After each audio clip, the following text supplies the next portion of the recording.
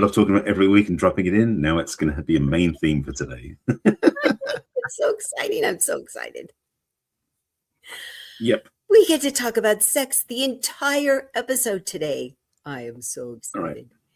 We're going to talk, Barry and I are going to talk about keeping sexual urges at bay today. Welcome to the new streamingnetwork.com, Yes. WGSN-DB Going Solo Network, radio, TV, and podcast #1 internet singles talk network. And this is Let's Talk Dating with Christine and Barry. Hi, Barry. Hi, Christine. Yes, we always have your favorite topic today. Yes, we always have to work sex into somehow in every podcast, and now we can talk about it the whole time. Oh, how exciting! Very exciting. Yes. So where do you want to begin?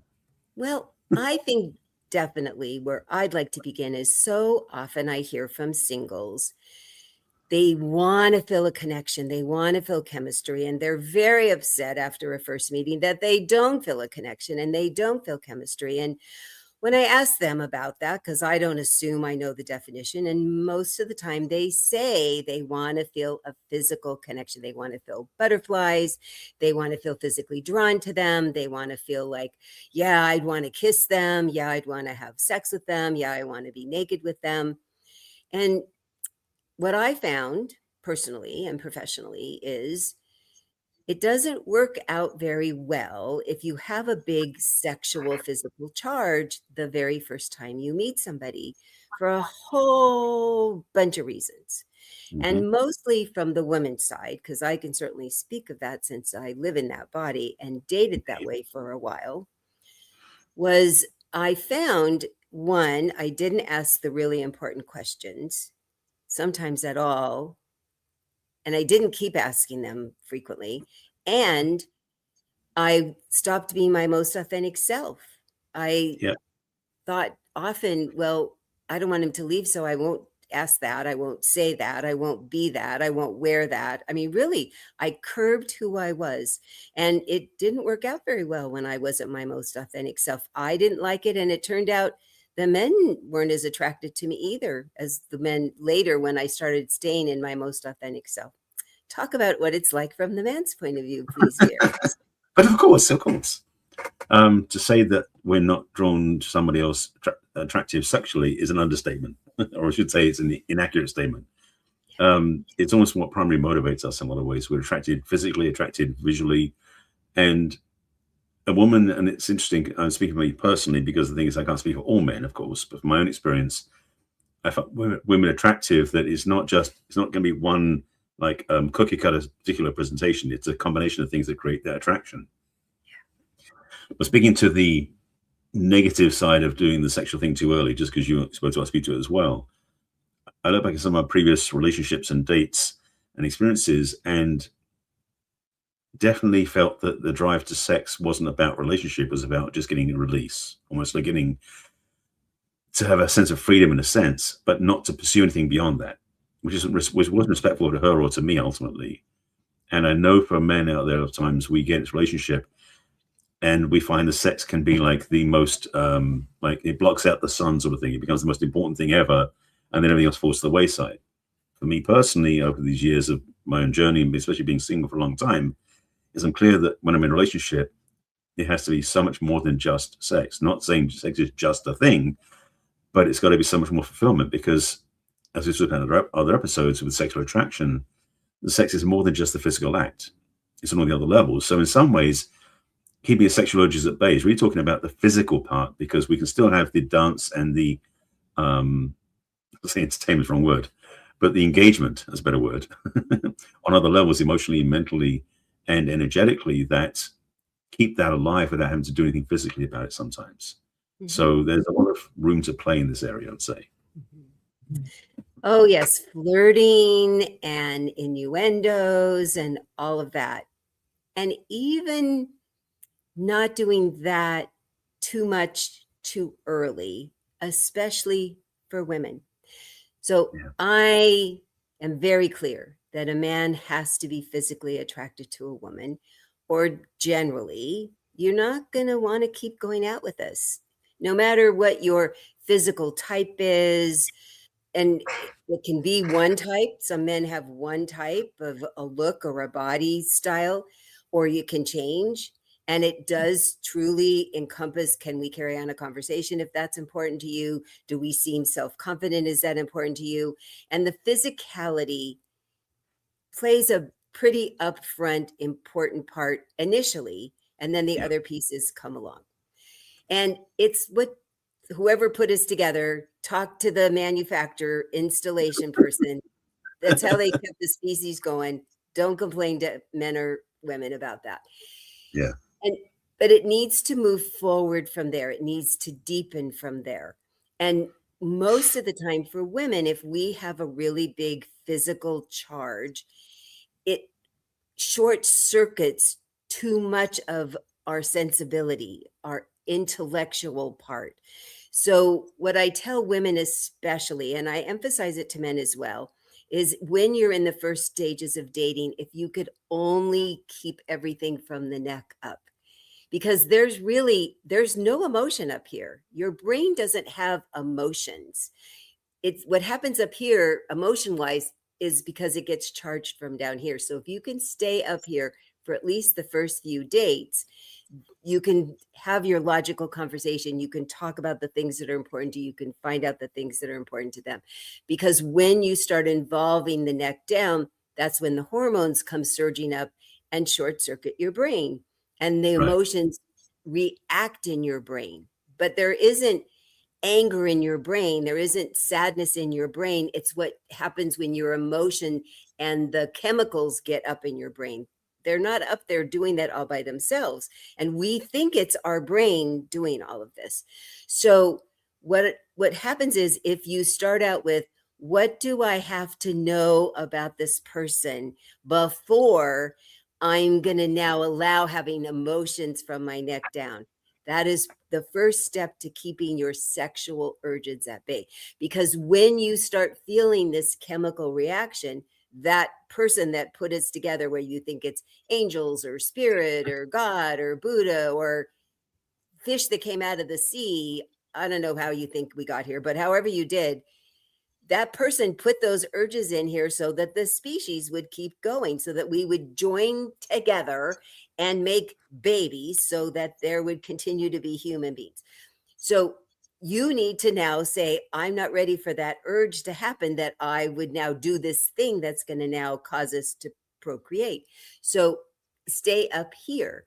That's how you keep, one of the best ways to keep the urge at bay. But it's our nature to go, but I want to connect with this person because I'm having all these urges. Right. Yeah. And the thing is also another way of looking at it, because absolutely that's a great way of doing it. At the same time, if you're courting somebody, you're engaging with somebody, you want to be in an ultimate relationship with them, it can be really hard to do that. But another way you can play, if you're willing to play this long game, so to speak, is if you make flirting like a long-term plan, rather than just saying quick flirt and want to get to bed that night.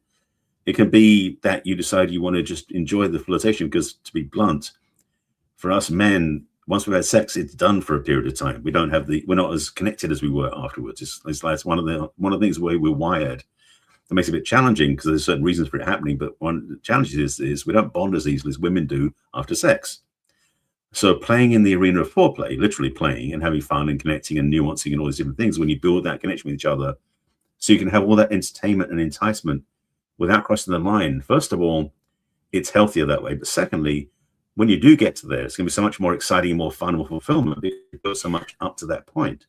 So to dance with that experience with each other and play with the idea of attraction and engagement and, yes, foreplay, which is really not even touching necessarily. It's about how you talk to each other, how you look at each other, how you connect, how you touch each other on the shoulder. It can be so titillating, exciting, that it's almost like the game is so joyful and overflowing that the sex doesn't have to happen right away. So there's another way of playing with it, where it's not so much keeping sexual urges at bay, but it's keeping the sex on a long-term lease plan. And I love you brought up the word courting, because it really is the long game. Courting really is taking steps, moving slowly, moving forward. And it's on both sides. The flirting can be on both sides. The little looks, the little touches on the shoulder, on an arm, on a face, to just let them know I'm willing to be a little closer. Or to have, what people don't understand is to have a more intimate, intimacy conversation is to talk about something that's even more important to you. You know, gosh, I really like sharing things that I'm thinking about this in my future, or wow, this is something that's kind of scary or hard for me, and I'm really feel honored if you would listen and give me some feedback. I mean, that's such a vulnerable thing to do with someone that at that point, it's almost even more vulnerable than taking off your clothes with someone, that you're letting them see a side of you that you don't let everybody else see, that is revealing a little part of you that's very hidden inside of you, not just by your clothes, but by your sensibilities. So if you do that in that way, that is certainly part of the courting, that you're revealing parts of yourself, that they're revealing parts of themselves. And it's a very soft, gentle way to now feel, do I feel safe? Do I feel comfortable? Do I feel like I can be more vulnerable with them?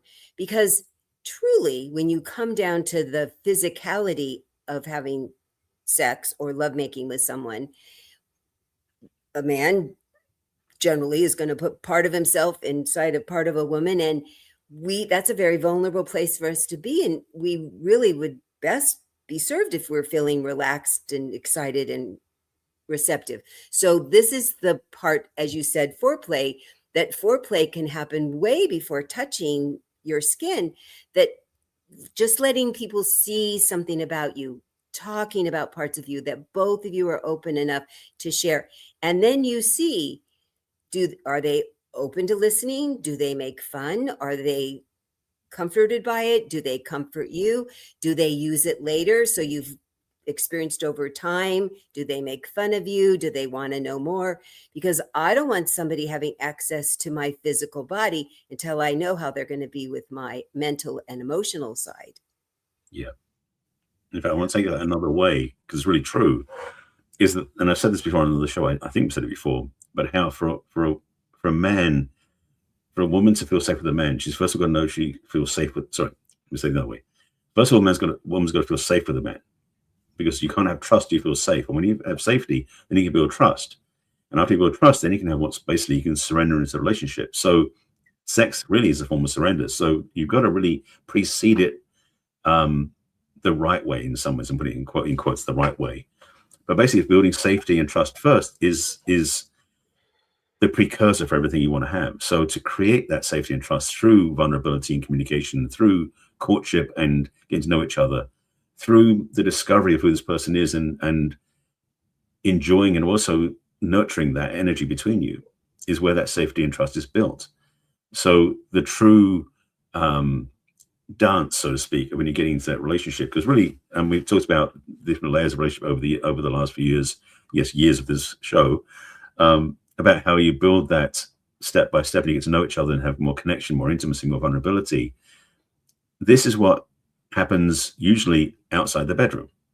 Now, it can happen in the bedroom too, but what we're talking about here is, how do you precede that the right way so that you build this relationship, there's a good word to use, and talk about that sort of stuff, in a framework that allows the sex to be fun in it at a certain point down the road, but it's not the basis for the relationship. Because a lot of people, unfortunately, have built their idea of relationship based on sex alone, which is not the way it works. We're talking about that quite clearly. And I've mentioned that I now, at this moment in my practice, have more men than women. And one of the things that the men talk about is having a woman trust them is very important. And being able to trust the woman is equally important. That women constantly say, I want a man who shares his feelings. I want him to be vulnerable. And they've discovered that not every woman is trustworthy with their feelings. See how you acknowledge it. And one of the things I was guilty of before I had it pointed out to me, a good thing long time ago, is that when a man tells us something that's really important to them, that we need to ask, is this private? Because it's not our decision to decide if it's private or not. And if they say it's private, that means you tell no one. Right. Because one of the things that we women think, and we don't mean this negatively, is that when we tell our best friend, it shows how trustworthy we are. Look at what he told me. Look at what a good person I am. Look how important I am to him that he told me this really important thing. But that's not being trustworthy that we're telling our best friend in his eyes. And right. So we have to ask, is this private? And if he says yes, then that means no one, not even your best friend. And that's one of the ways, because if you cannot do this, you have to decide this probably isn't your guy, and you need to learn how to do that. And you can't enter into a long-term, loving, caring relationship with this man. And if you want to just have sex with them, great. We probably should say yes, fine. If you want to have friends with benefits, we've said okay, have it. But what we're talking about here, if you really want to have a long-term, happy, healthy relationship, that's what we're going to talk about. Waiting. That's what the keeping sexual urges at bay is. 99% of the time, it doesn't work out well if you don't wait. It's really important to wait.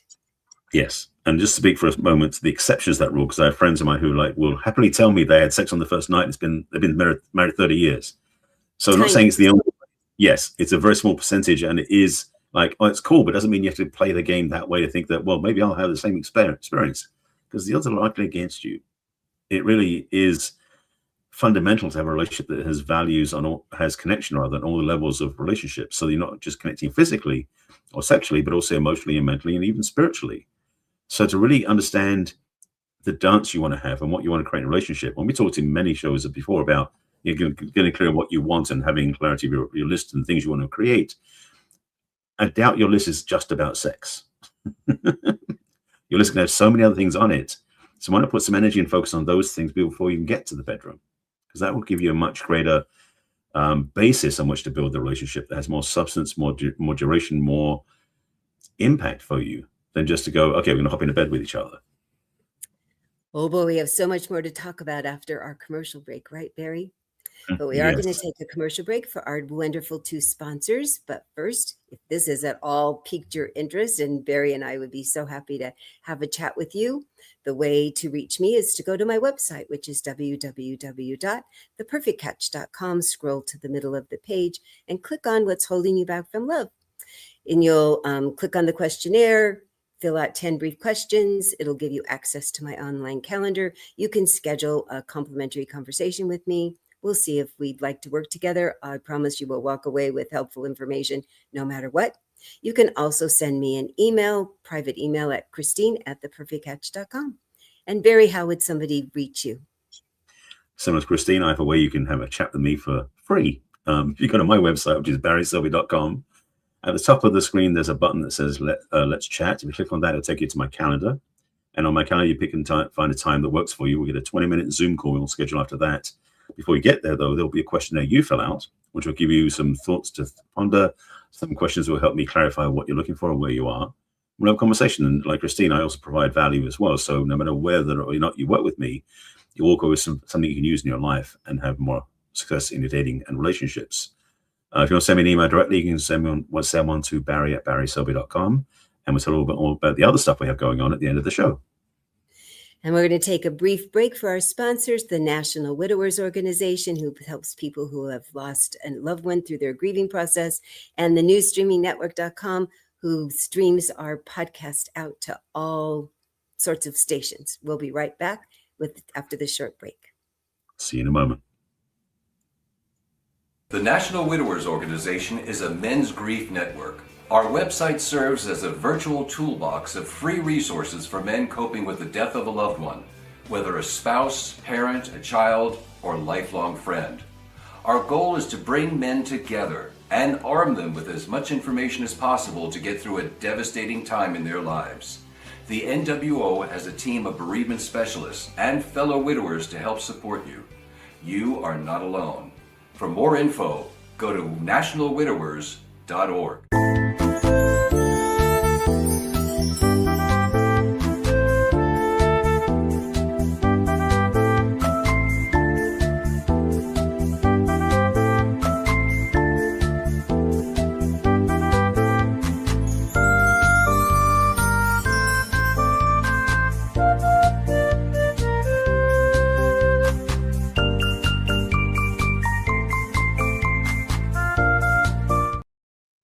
Thanks again to our sponsors, the National Widowers Organization and the newstreamingnetwork.com. This is Let's Talk Dating with Christine and Barry. And today we're talking about how to waylay your sexual urges as you're learning how to date.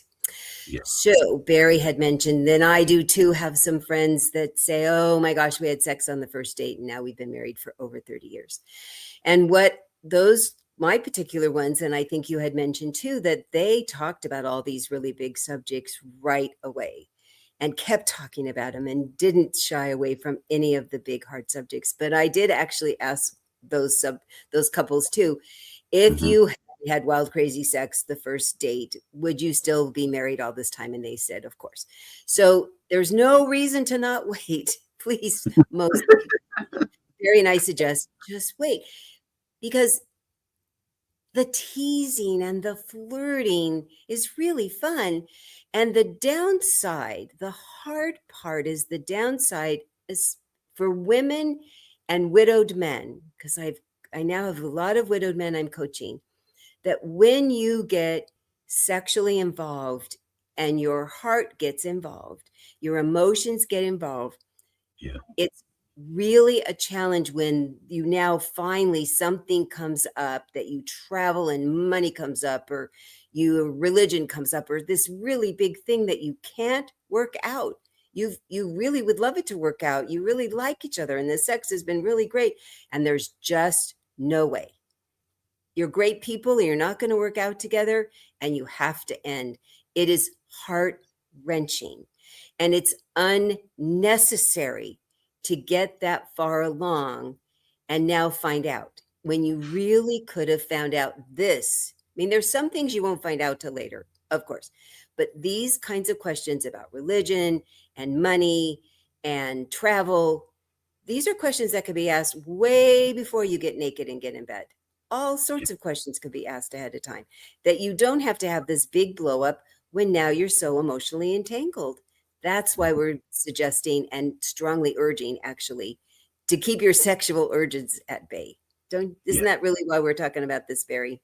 Yeah, because I mean, the number of clients I've worked with who, and the same as you have as well, we've gone through the dysfunction of a relationship where it got very sexual, and then there was no grounding in which to base the relationship after that, or there was something that came up and it was just noticing that the sex just made it muddy and harder to get through the relationship. So the idea about keeping your sexual urges at bay isn't some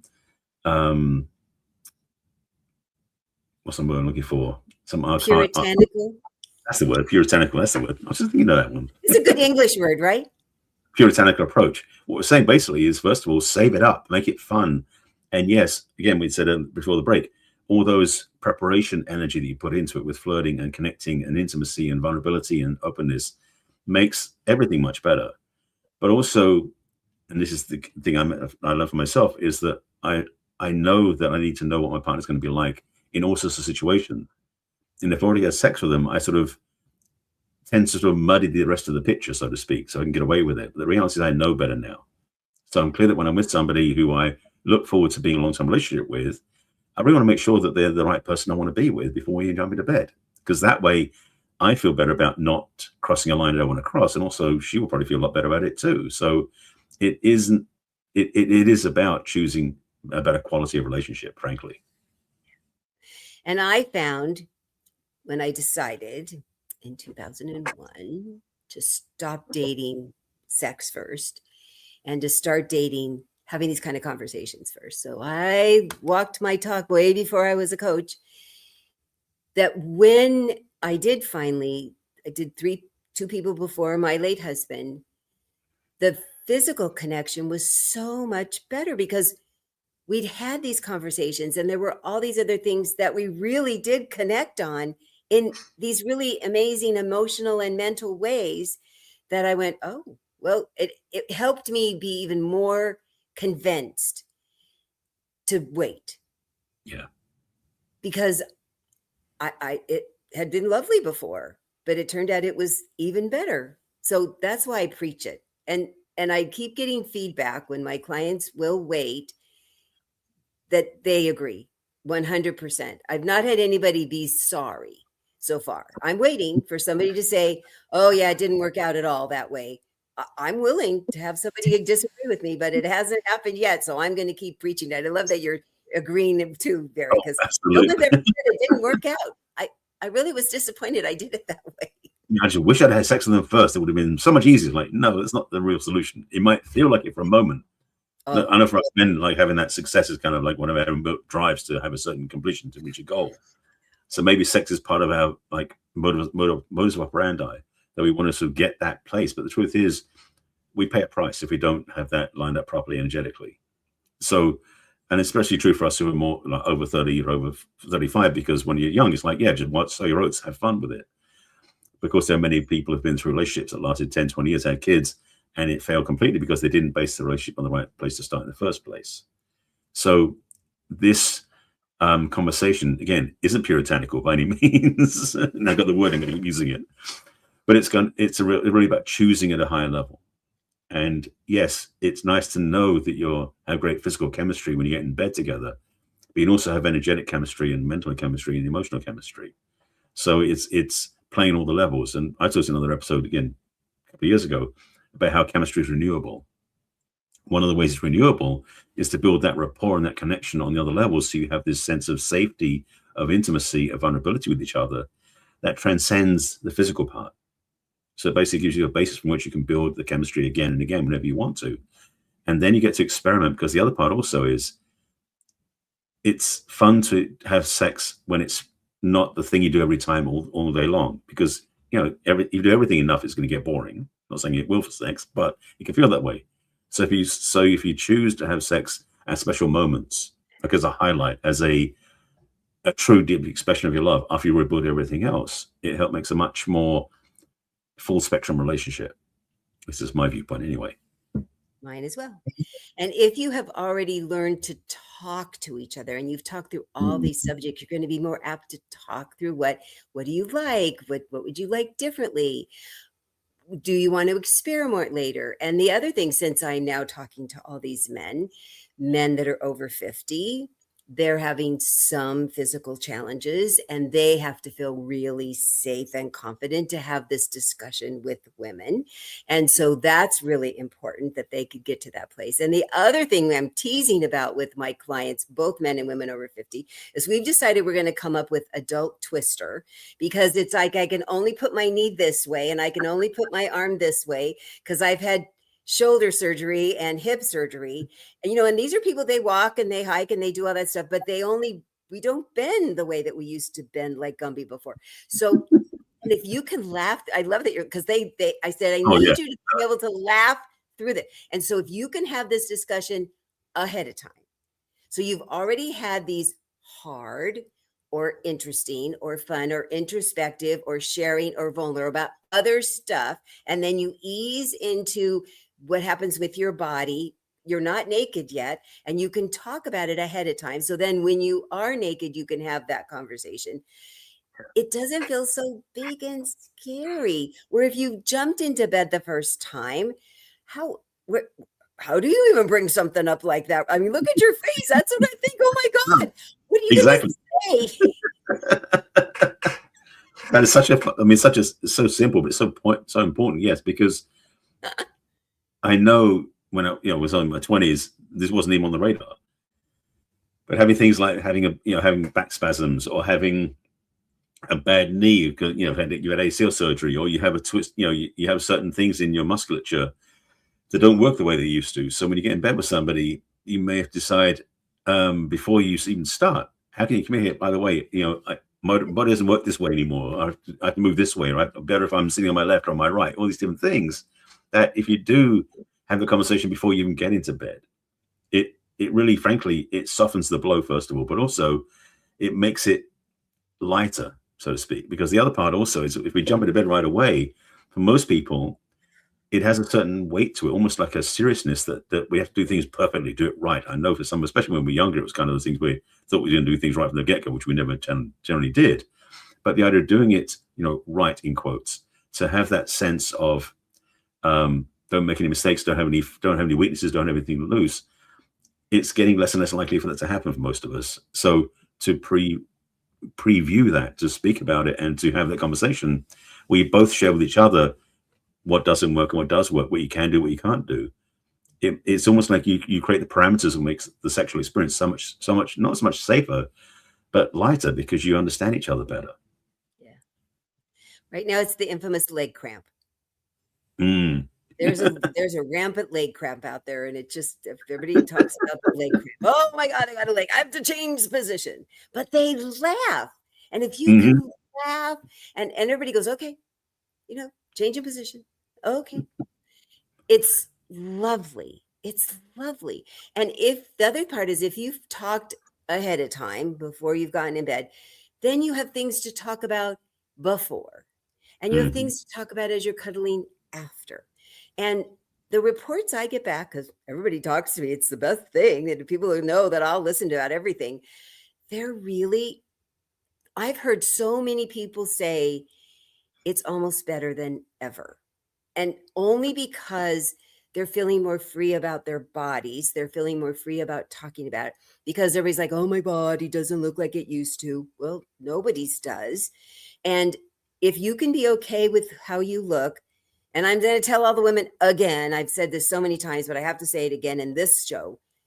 If the man likes you and is in bed with you, stop pointing out things you don't like because he thinks it's all wonderful. Yeah. From your hair follicle to your toenails, he thinks everything's beautiful. He thinks all of it looks wonderful. It tastes wonderful. It feels wonderful. Stop. Just lay there and enjoy it. Do whatever makes you feel comfortable. He thinks it's all wonderful. He does, right? You guys think we're beautiful and fascinating and glorious and elegant, and you just can't wait to get your hands and mouth, and you just can't wait to touch us and make our eyes roll back and tell us. We want us to tell you what's going to make you make noise. What's going to make you be happy? What's going to make me your hero here? It's really important.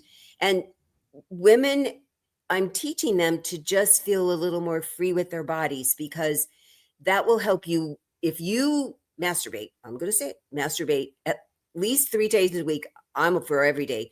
That will also help you keep your urges at bay. If you meet somebody that's really cute and you're really connecting, before you go out, when you get back, please hand more than your toy, but have a toy. But that will also help you keep your urges at bay. Men too. And the other thing, then you know what works and you're staying on top of it, and you can go get checked at your doctor. If you're dry as a woman, go get checked at your doctor. If you can't get erect, go talk to your doctor. But be proactive about keeping your urges at bay, right? We're covering the medical side too. This is great. Yeah. I'm not a doctor. Go see your doctor. Yes, exactly. No, but I like the idea of, it's funny because most listeners are going, I thought we're making sexual urges at bay. We're getting quite sexy now, but the truth is, this is the point, is that we, as I said before, it's not puritanical. We're talking about having sex as part of the journey, but make it at the when you arrive versus when you start, because it's so tempting. Because especially if we've been alone for a while, which is why I said about masturbation, is like it's a smart thing for men and women to do, because it keeps us surviving, so to speak, in a way. Sometimes it also gives us functional. But having that space when we're actually meeting somebody, is we're not thinking primarily that one thing that's in the way, because it stops us. It's like snow blindness. We can't see anything except that one thing. So having the comfort in our bodies that we're not needing to have sex to feel okay or to feel connected, we can do it on all the other levels, as I said before the break. Having the ability to build intimacy and connection and vulnerability and a sense of wonder with this person before you even think about getting in the bedroom. That to me raises the standard of relationship to another level entirely, which is what I teach and what I love to do myself. So I'm going to speak one aside to the widow people out there, because there is a thing in the widow community called widow fire. We call it wid fire in our little widow group. especially if you had a really great sexual relationship with your spouse, or you did and they got sick and you didn't have for a long time and you have so many urges. I know. And you just want to be in somebody's arms and you want to have sex with them. You really do. You need to not. If you want a really long-term happy relationship, you can't have sex right away. Go have friends with benefits, go get a toy. But if you really are looking for a long-term committed relationship, please, men and women that are widowed people, find another way. Do not have sex too early. I know about wood fire. I do. And I know that you have it, but I'm speaking directly to you saying, please put it off. Talk to me about it. I will talk you through it. It's really a problem. It's a problem if you don't go too early. I'll talk you off the cliff. I promise. Yep, I understand totally. It is something that I think for many people, we don't think about these things because we just go through life without thinking about them, obviously. One reason I love our conversations in the show is because we bring to light things a lot of people don't think about. Yeah. And this is just one part of that, because frankly, we have, as I said before, like over 200 episodes we've done at the show, 260 episodes now. Yeah. Because there's so much to talk about with dating and relating. And this topic alone is one of the most maybe pivotal ones of the conversation we talk about. So I urge you to really consider how you want to approach your next relationship, how you want to approach dating, and how you want to approach being with yourself in that process, you know? Yeah. And boy, dear Barry and I are here. We'd be so happy to talk you through it. You could have a complimentary conversation with each of us, or you could work long-term with us, and we'd be so happy to help you. It's what we're here for. We're here, are experts in this. We'd be so happy to help you through this. So you could have a really healthy relationship with yourself, and then ultimately with a love. So if you'd like to talk to me, the best way to do that is to go to my website, click on the questionnaire in the middle, what's holding you back from love. 10 brief questions, give you a link to my calendar. You can schedule a complimentary conversation with me at your convenience. You can also, on my website, go to the top, download my book. It's free, has chapters on dating advice. You can also join my mailing list. You'll get a copy of this podcast every week in your email box. I'm going to start up teaching my classes next year for men and women. So sign up and I'll send you an email about that next year. You can also go to all my social media links at the bottom of Facebook and LinkedIn and Instagram and Pinterest and YouTube. And if you go to YouTube, you'll see all the podcasts that Barry and I've done for the last 5 years. You can also send me an email private at Christine@theperfectcatch.com. And Barry, tell people how to reach you. It's funny, I have a lot of similar things that you do. No. Yeah. So my site is my name, which is barryselby.com. And as mentioned at the beginning, at the top of the screen is the button that says, click on Let's Chat. I put you on my calendar. We have a conversation, see where we want to go. At the bottom of the screen, you can jump into my email list and become an audience member. And basically, I send out a replay of this show as well to my email list. Plus things I'm working on, new teachings, new ideas, as well as things I'm brewing. And a lot of stuff is happening next year. So you want to be on my email list. A quick sidebar also, I am starting up the Emotional Sovereignty Program in January.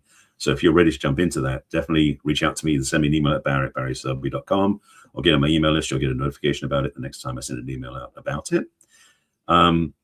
Also on my site is my book, which is on the book page of my site. Surprise, surprise. And if you're interested in finding more about my book, there's a little audio replay at the top of the page, which gives you a 12, 30-minute conversation between two experts. They're actually AI generated, but they're public radio type voices. They sound very posh, at least the way I hear it is. But listen anyway, and if you like it, then you can get my book. It's on Amazon. It's also on my website. You can find it there as well. Also, there are 2 quizzes I created, one of which is on the homepage. It's actually the button on the middle of the screen on the homepage, which is basically, are you ready for a relationship? Click on that button, and that button takes you to a quiz, an assessment that basically, and you go directly, if you go to barryselby.com/quiz, that really gets you positioned to see where you can improve, what may be working, what isn't working for your next relationship. So you can be ready for that. I'll send you an email I'll send an email to you with feedback and guidance and next steps to work on. The second quiz, which is not a button you can click, but if you go to barryselby.com/self-quiz, and the title may give a clue, is actually a self-relationship assessment. It really is time perhaps look in the mirror and see, what do you like as a partner? where everything's great, where everything's not working, where everything's improvable. You take that quiz, and it's a much deeper quiz than the other one. So deep, in fact, that I'll send you a full PDF, or I should say a link to a PDF that gives you a bunch of information. It'll give you some good steps you can take, and also some key learnings and lessons you can take with you as well. That's all that stuff. Oh, social media. You can find me on all the platforms.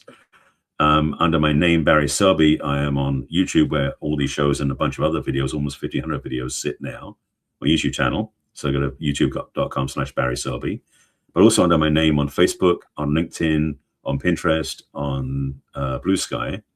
And then on Instagram and Threads, it's the real Barry Selby, because my account got screwed up a few years ago. So now basically it's the real Barry Selby on Instagram and Threads. It's Barry Selby everywhere else.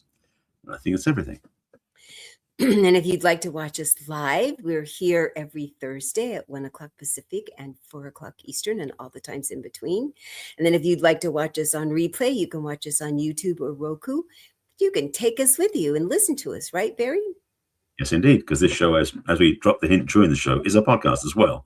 So our show is on any podcast platforms you listen to, whether it's Apple Podcasts, Spotify, Amazon, wherever you listen to podcasts. You can take us with you. If you look for Let's Talk Dating with Christine and Barry, you find our show.